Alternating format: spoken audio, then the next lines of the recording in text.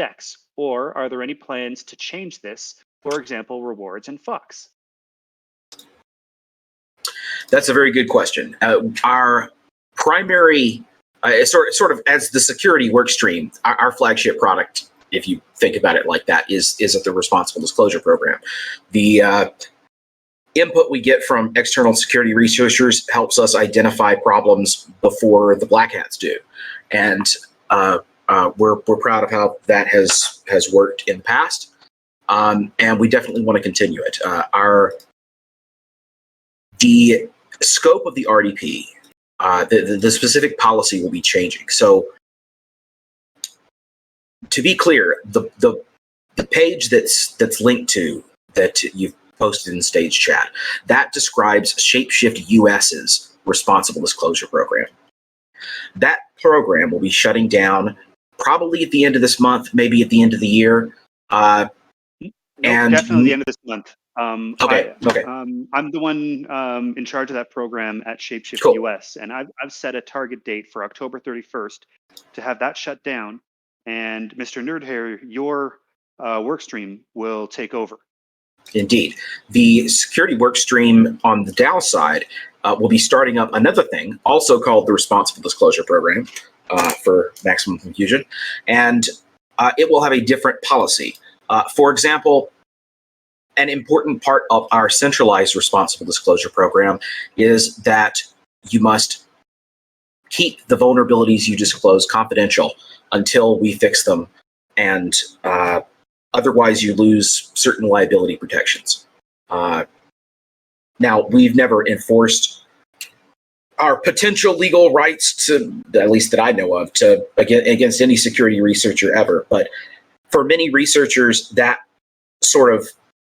legal clearance to be able to do the security researcher is very important to them. The DAO doesn't really have that problem in that there's nobody that can disclaim rights because there's no entity. So we aren't going to require that you keep quiet forever. We're explicitly targeting a 90-day disclosure policy that's been pioneered by Google's Project Zero, for example. The idea is that all our stuff is open source in the DAO, and because it's open source, if you found it first, that doesn't mean somebody else isn't going to find it. You can't just, keep people quiet. And that's sort of one of the primary goals is to be transparent with our users as well as to keep them secure. So our how we handle things will change. It'll be more transparent, more produce better quality reports, I think, because researchers will be able to see what types of things, specific things, have been awarded bounties in the past, and what kinds of things haven't. And the scope will also be DAO only. So the DAO's program will cover the DAO's stuff, which means the V2 platform, the old Axiom platform, the beta.shapeshift.com, that's accessible today. That is a ShapeShift US product, and we're moving into the glorious future, and it will go away soon, and so will any need for a responsible disclosure program covering it. Another sub-question that Firebomb asked was about compensation in Fox. Right now, the DAO only really holds the Fox token. There's been no treasury proposal yet to diversify into ETH or something else. So right now, the DAO has no choice but to pay all bounties in Fox. In the future, as the DAO starts holding different tokens, we can then start talking about rewarding security researchers with some of those other tokens. But for now, or I guess starting on November 1st, when the security workstream takes over the responsible disclosure program, everything will be denominated in Fox. Yes, that's for technical reasons. It's also a nice way to get people to have a stake in the community too. I've always thought that there's a few researchers that we get reports from, that we've had multiple reports from, and I've thought, oh, you'd be really neat if they were a member of our DAO community going forward. The old RDP, because it was run by a centralized entity who was also a registered money service business and an entity in the US, had a fairly lengthy, hard to get through process for doing KYC and so forth for getting paid bounties. Luckily, the DAO doesn't have that problem. Great question, Firebomb One. See, we have a stage request here from Amethyst Wizard. I've sent an invite.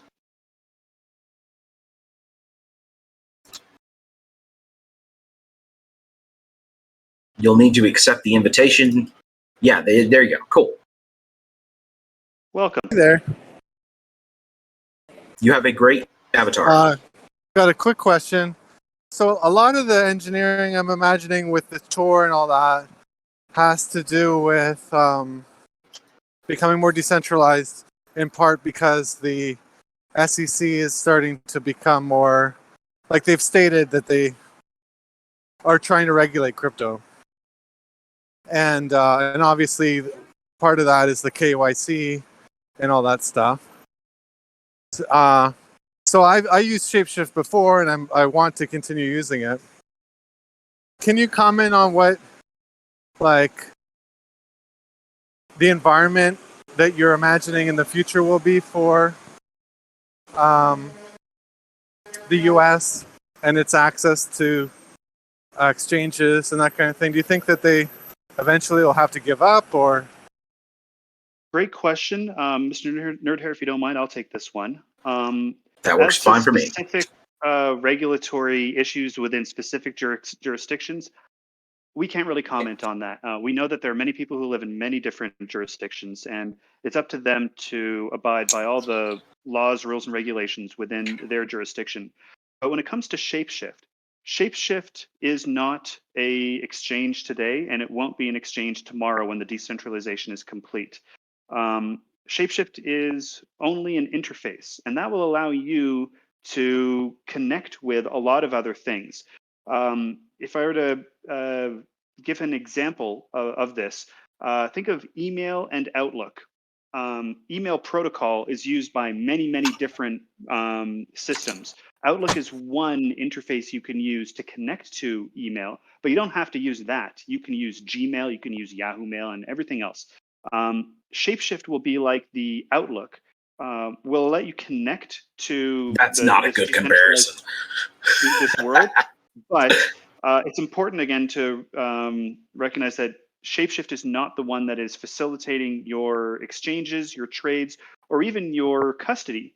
You will still be in full control of your coins and your keys. ShapeShift will have no ability to stop that. Now, to answer the spirit of your question, what do we envision ShapeShift will look like in that world? I would love to see dozens, hundreds of apps and services and protocols integrated all under the same ShapeShift interface. Right there where you are looking at your Bitcoin balance, you may see a loan button, and that could interface with some partner or some DEX protocol that facilitates Bitcoin loans. You may see a borrow button. You may see a trade button. Each of these features, while you'll be clicking the button in the ShapeShift interface, on the back end, you're interacting with one or dozens of other protocols at the same time. And that's sort of where I see ShapeShift going. Did that answer your question, Amethyst? Yeah, that's amazing. Thank you. No problem. That's a great question. Mm-hmm. As I believe that at least under U.S. jurisdiction, individuals actually have a fair amount of freedom when transacting with people.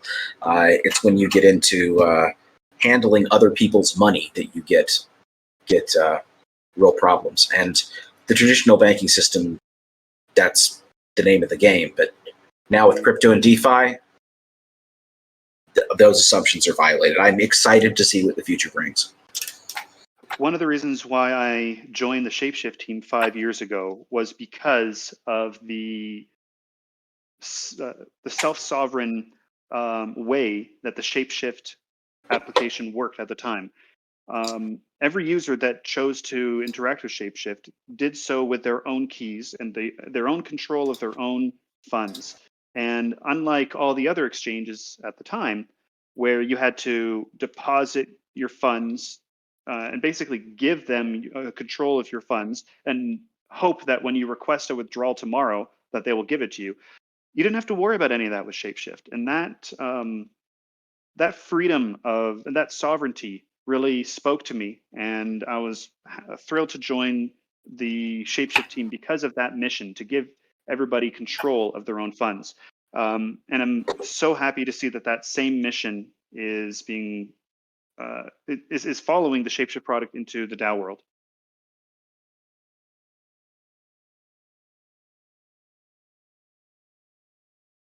Let's see.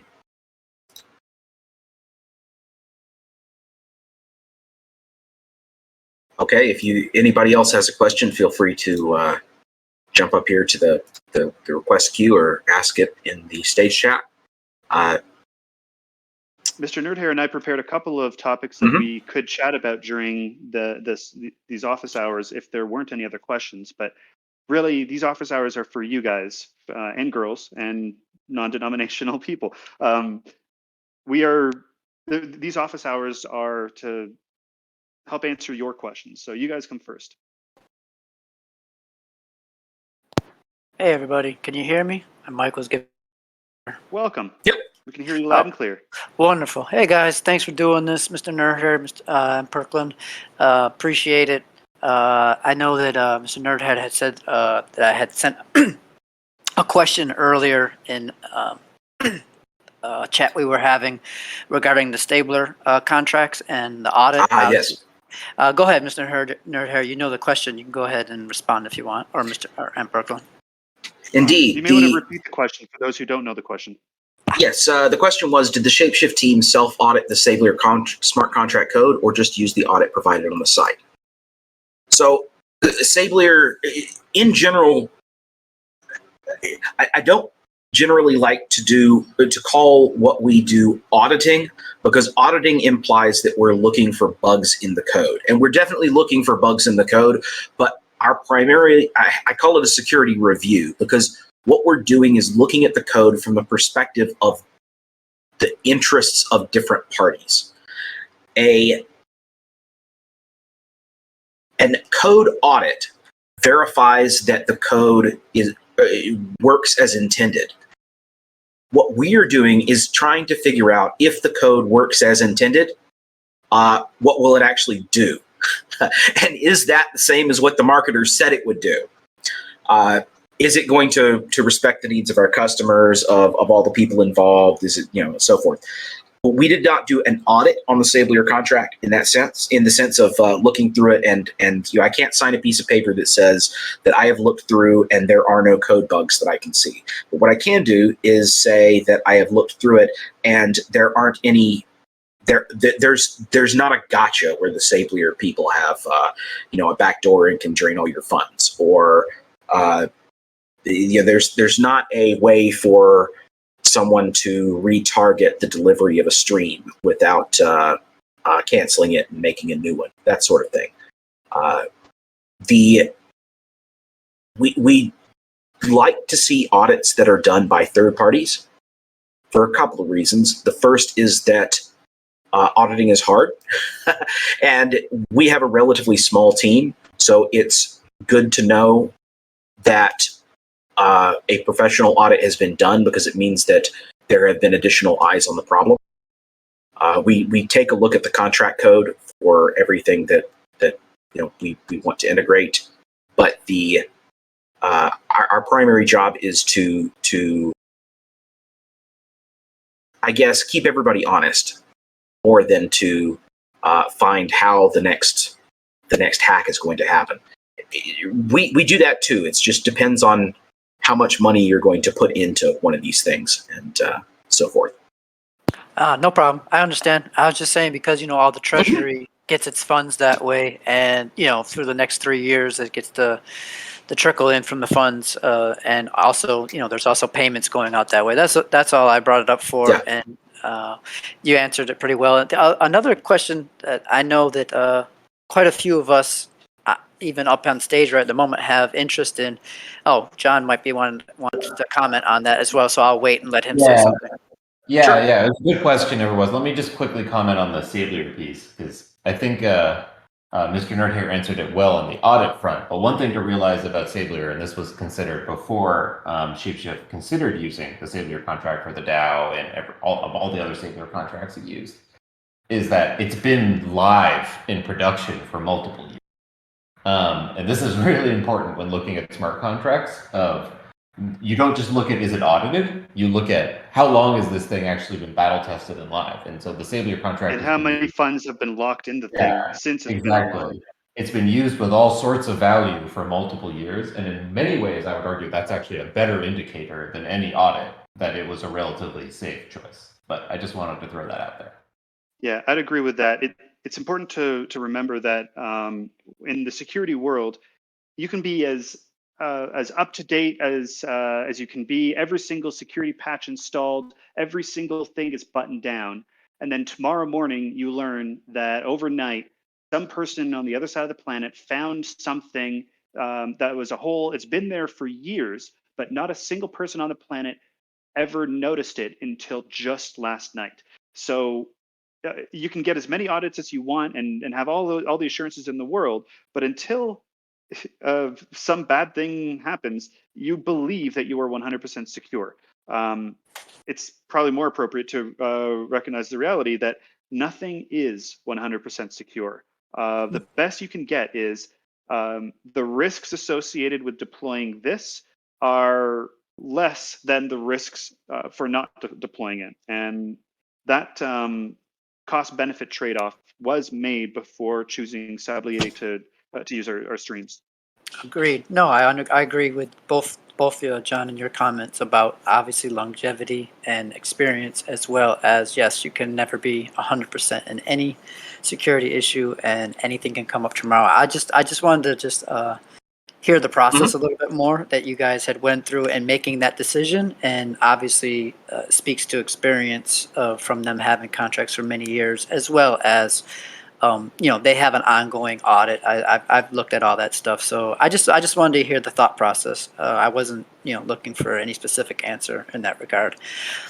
One other question that I was getting to before John made the excellent point was just I know from conversations with both of you gentlemen as well that Web Auth is a interest, and it's also one of my high interests coming from the security world, passwordless and integrating that into platforms. Where do you see that on any type of roadmap for any with the Web 2 or any of the going forward DAO projects that might be involved with security? Definitely, but Mr. Nerd here, you probably want to go first because I know that Web Auth is near and dear to your heart. Indeed, that's a great question because I'm very excited about it. So, Web Auth is the second generation of the FIDO U2F standard, which is a thing for hardware keys that plug in your computer. They have a button, and when you go to a website, after you log in, or even instead of logging in, you can press the button on the token and you'll get in. It's an amazing system. It does have one problem, which is that it only signs messages. There's no technical reason they couldn't make it possible to encrypt things with those keys too, but they've chosen to design the standards in such a way that the keys only can be used to prove that they exist, not to secure any data. So the challenge in using those keys in the Web Auth standard for crypto purposes is to solve that problem. The keys themselves have there's a thing called the HMAC secret extension that enables that to happen. but it's not plumbed through to websites by the web browsers, because the browser sits between the hardware key and the website that would like to use it. And because no browsers support that extension currently, you can't use it from a website. That's one of the reasons that I'm excited that the Web v2 platform will be packageable as a browser extension or a Electron app or something like that. Because if it is, then it will have native access to the Web Auth hardware tokens and can use that HMAC secret interface and turn your YubiKey into sort of a hardware wallet light. So that's one way to do it. Essentially, instead of a password, it'd still be a software wallet, but instead of a password that can be guessed, it'll be secured by the token. One other promising thing, and this is farther out on the roadmap. It's very exciting to me, probably to a lot of other people, but and I'm looking for ways to get it in and make sure what we're designing right now is compatible with this sort of idea. But I'm imagining a system where signing up for ShapeShift results not in a seed phrase that's encrypted with your password or a token or whatever and stored on your computer, but that consists of a seed phrase that you write down somewhere that's then split into two parts, one of which you keep and is stored securely via a password or a Web Auth HMAC secret token or something, and the other part of which is sent off to somebody you trust. And that's probably a service that's run probably blockchain-based, Cosmos-backed, anyway. And that service's job is to look for Web Auth authentications or other public key signatures, and to use its part of your key to finish the signing process. So whoever you trusted with that half of the key would not be able to do anything with it. All they would be able to do is they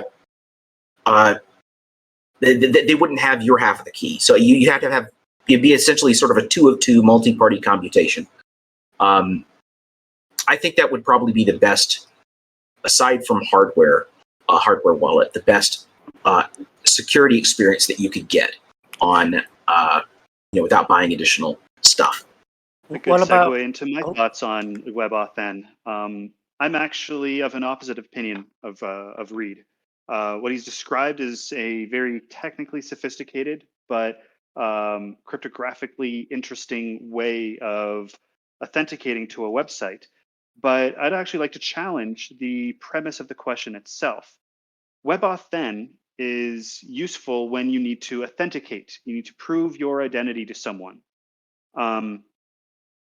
The way that I see a lot of Web3 applications work today, they require no authentication whatsoever.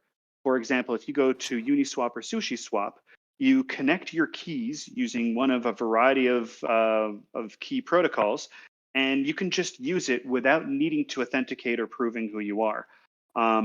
My ideal vision for ShapeShift, and of course all this is up in the air as the DAO builds itself out, but my idea is there is no authentication protocol whatsoever.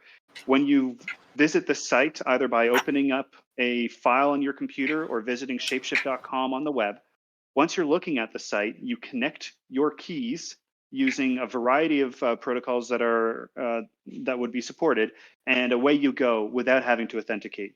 It uses your Bitcoin keys or your Ethereum keys or whatever keys you happen to have to show you all of your balances without authentication.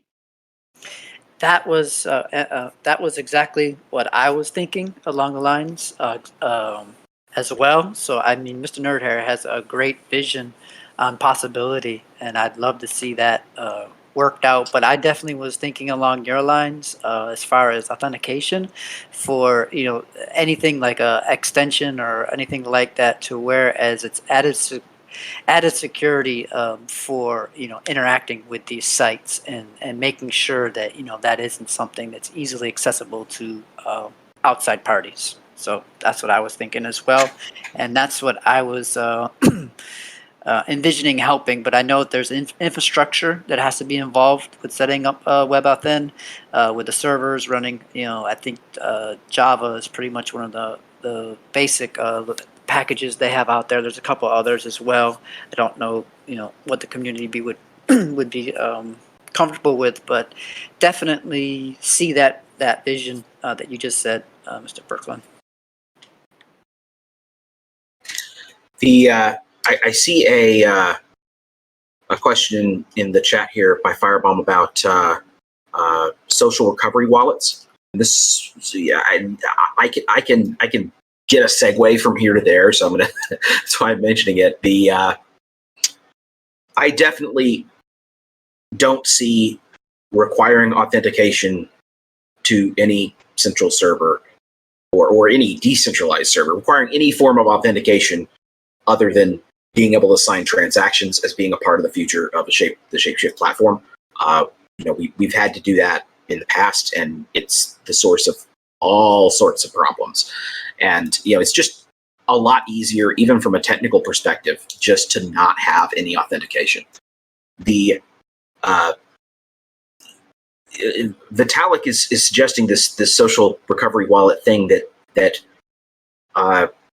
would sort of, I believe, be like a sort of a Gnosis safe type situation where there's a contract wallet, not a public key, and there's a key that can sign, and that's your everyday key, and then there's a setup where 3 of 5 guardians, for example, could override the signing pub key. That is a solution that works very well in Ethereum. I don't see it working well across other chains. But I think his fundamental point, which is that the ability to do key recovery is an important, essential aspect for average users to become crypto adopters. And that we need to put engineering effort into figuring out how to make that happen in a reasonably seamless fashion is essential. I've seen a few suggestions for securely splitting up a seed phrase into either using Samir secret sharing, or even I found a neat one where you print out what looks like just a grid of random dots, and you print it out on a transparency, like a overhead transparency kind of sheet. And if you hold all of the sheets together, then you can see the seed phrase, in graphical form. It is surprisingly actually secure, which I would not expect from something of that form. But I think there's a lot of good that we could do for the community in adding support for some type of social recovery system to the platform. And I'd like to be involved in any such project. It's not on our roadmap right now, but I can see it being a killer feature for a distributed interface like ShapeShift. We were touching on something that I find pretty near and dear to my heart. If you allow me to get a little bit meta right now, a lot of people are having issues with private keys. They lose private keys, they get compromised, they type them into the Notes app on their phone or whatever it may be, and it causes a lot of issues. This to me is, in my opinion, no different than the people who had a lot of problems with passwords in the 1980s, when passwords were just starting to become part of the social norms, and it was really only until the 1990s when they started to be used. Now today we have generations of people who have grown up with passwords, and they know what makes a good password. They know what makes a bad password, and socially it's just a known thing. But these private keys that cryptocurrencies are pioneering around the world, although they've been around since 1970s and potentially even earlier in a top secret sense, humans don't yet have the same familiarity dealing with private keys as they do with passwords. But I believe that's going to change in maybe 10 years, 15 years. I foresee a world where there's a private key based standard used by pretty much every website. And our phones or our watches or whatever device we end up carrying with ourselves all the time in the future will have built into it a key store. We're already seeing some Samsung phones ship with a dedicated cryptocurrency hardware wallet built into the phone.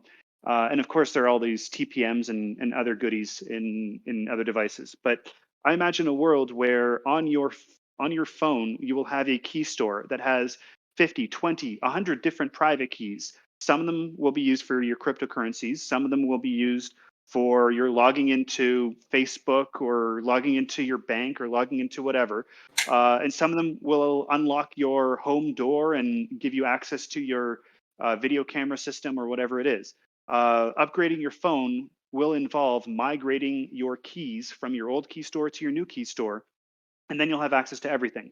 And in that world where everybody is used to dealing with private keys and they understand backing them up, and there are easy protocols for using them everywhere, a lot of the friction that we deal with today when using private keys will disappear. Today, we've got these 12 or 24 word mnemonics. We've got YubiKeys and a lot of these things for private keys, and it's still quite kludgy in the grand scheme of things. I don't think it's going to be like that forever, and I look forward to it.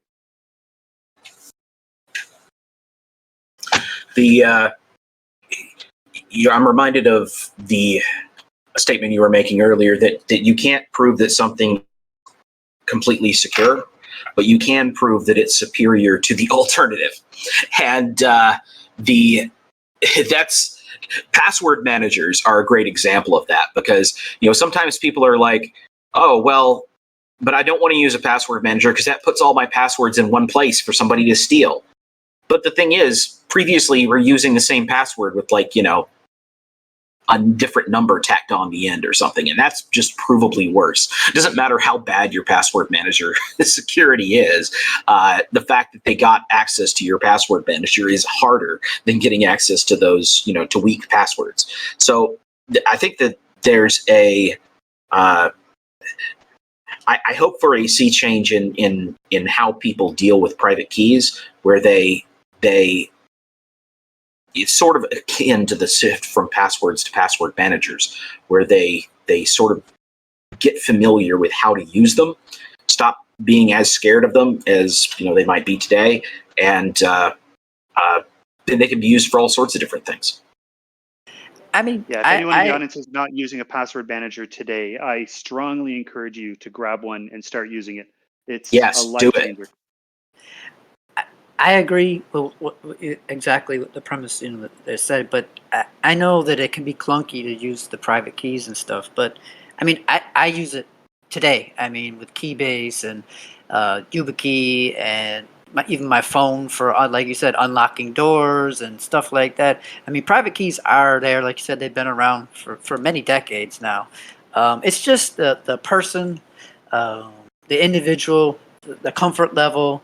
They're wanting to try something different and something new. Just like you said with passwords, people have known about passwords since the 90s, and some even further along than that. But a lot of it's just ease. They choose to make simplistic passwords out of ease of their life, and circumstance. They don't want to make something that they got to remember all the time or reset or dig for in a password manager. A lot of it comes down to good security practice takes time, it takes effort, and sometimes that's not something people want to be troubled with. And it's akin to a lot of things that you see in big business and other things like that, where I could make a lot of users very secure in my companies, but at the same time, if it disrupts their flow, their workflow, if it disrupts their day too much, they don't want to do it and they reject it. So therefore you have to have a compromise there somewhere,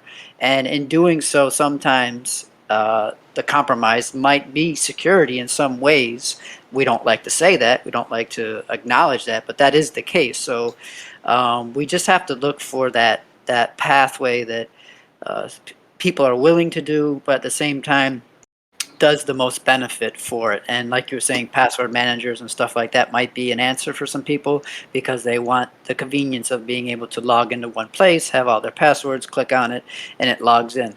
I myself take a different route. I rather have YubiKeys and private keys for email, for messaging, and for other things because I just see the advantages of having that and doing that. And some people might disagree with that, and that's fine. That's everyone's personal choice. We're early adopters.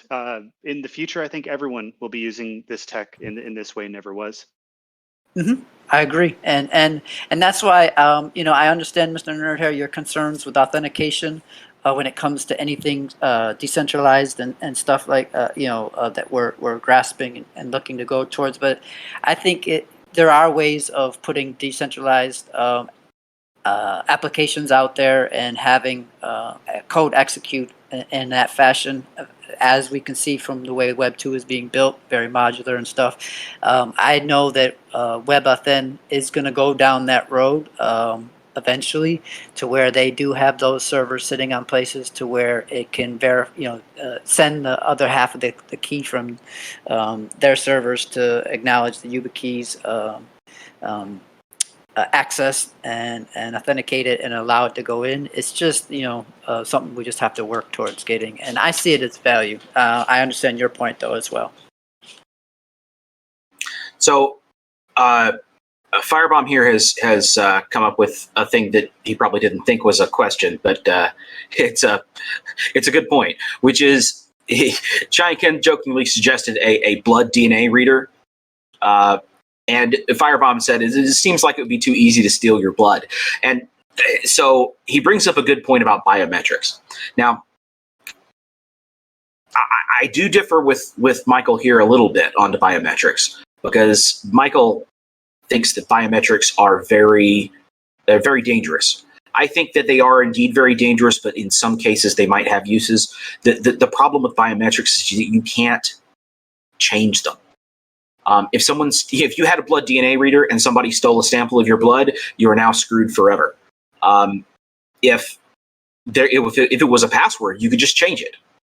And that's not just a relevant fact from, sort of a hypothetical scenario. It's also one of the key distinctions that's been used in court cases to justify requiring someone to unlock their phone with Touch ID instead of whereas forcing them to give up a password to their phone would not be allowed under the Fifth Amendment.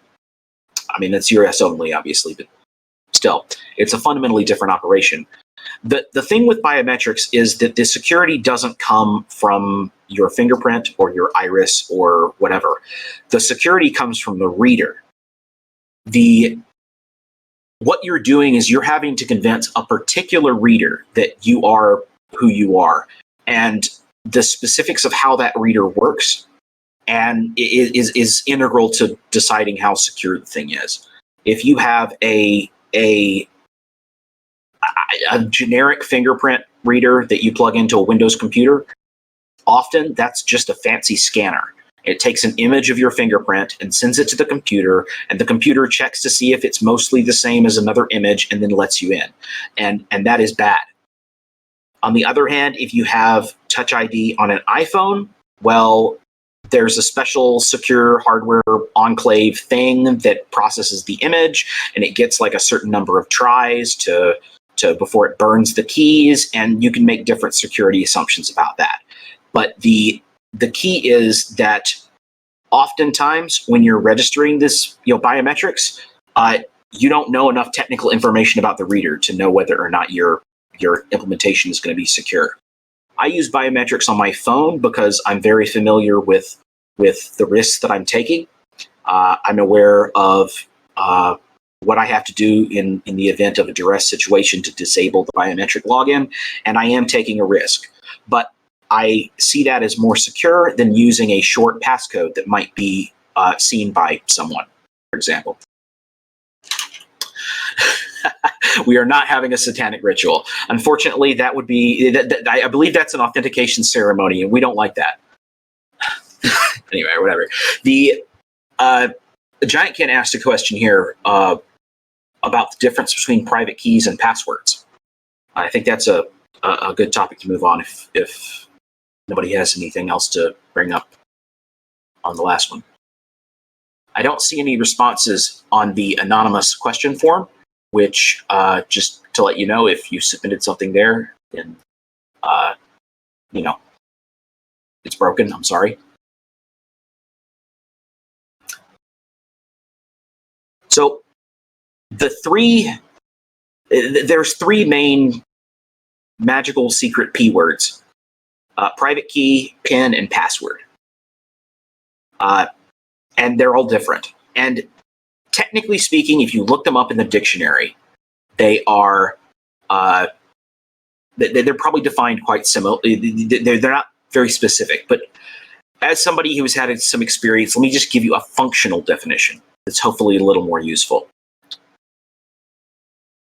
A PIN is a short, call it 4 to 8 digit sequence of numbers.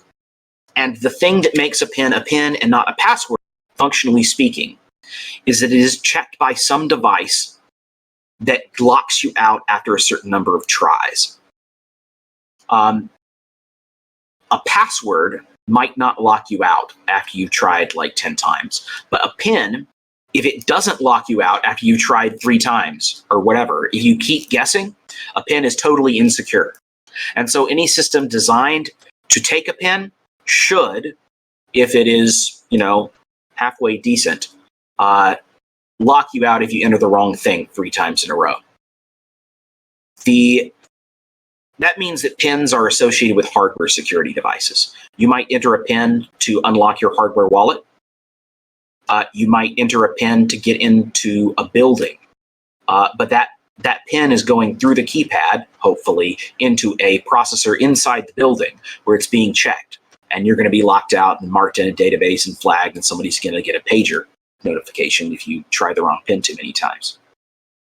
A password, on the other hand, is generally something that is sent probably over the internet to a website or some other party that's trying to authenticate you. And the password on the other end should, if the site knows what they're doing and their engineers don't suck, the password should be hashed and compared to a stored hash in a database somewhere. But you can't rely on them doing that because people are dumb and screw up. And some people just store passwords in plain text in their databases. And the problem is that every time you authenticate with a password, generally speaking, that password gets sent to the other party in the clear. That's not always true. There are things called the Secure Remote Password Protocol. Various websites implement things better. But on the whole, passwords are accessible to the guy on the other end. Usually, if it says it's a passphrase, it's involved in some sort of encryption and probably doesn't leave your device. You, again, gotta know the specifics of what you're actually using to have confidence in that.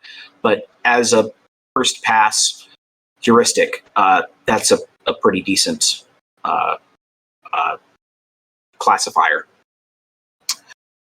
Private keys, on the other hand, never go anywhere. You keep a private key, and you only give other people the public key.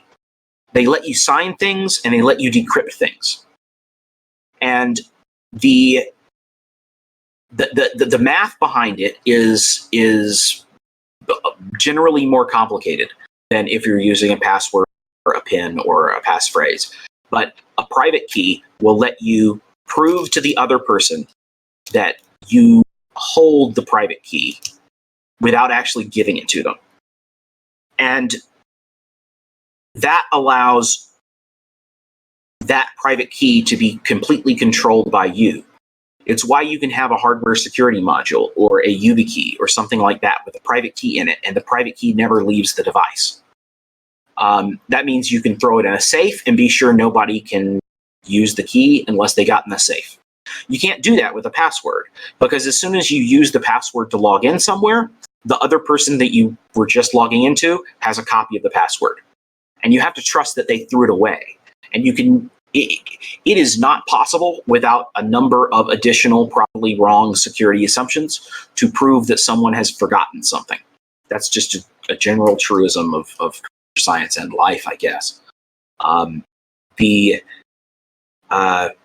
Private keys are much more versatile because they allow you to make stronger security assumptions, because you don't have to treat them insecurely in day-to-day, in the course of using them in day-to-day life.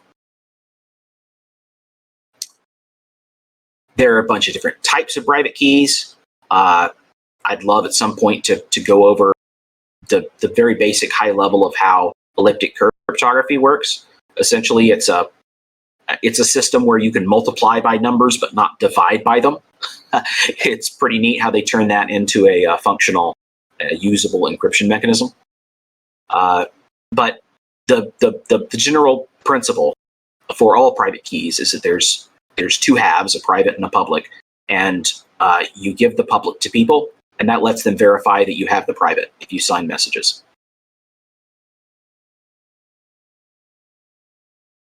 One thing I wanted to bring up that I don't know if a lot of people are aware of, but it's a big security thing, is regarding the innovations that have happened in the marketing areas.